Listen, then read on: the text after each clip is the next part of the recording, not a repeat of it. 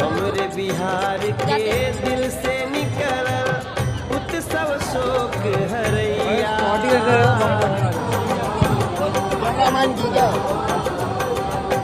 देखल चाह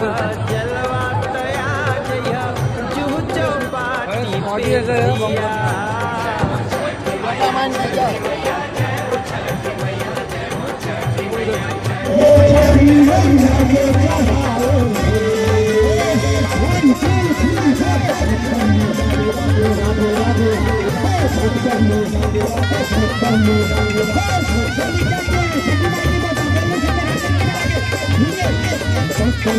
अरे जे दुनिया के रोशन राखे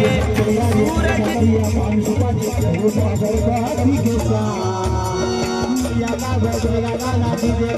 हम सारे सारे चुनरिया चुनरिया चुनरिया लंदन से लाएंगे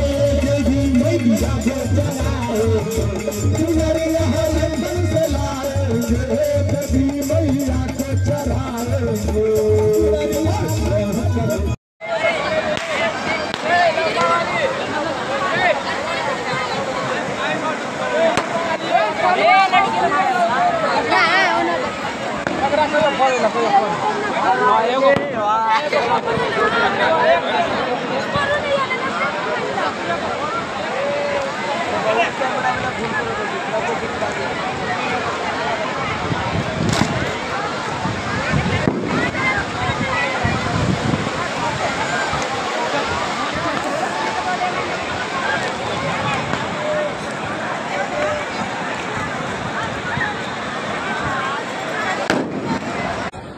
स्पॉटी रहेगा बम पड़ने वाला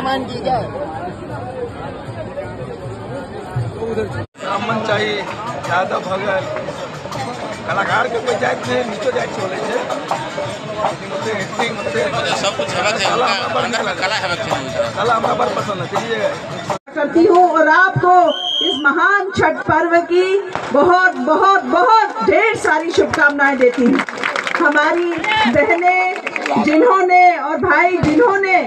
इस पर्व पर बहुत ही कठिन उपवास जो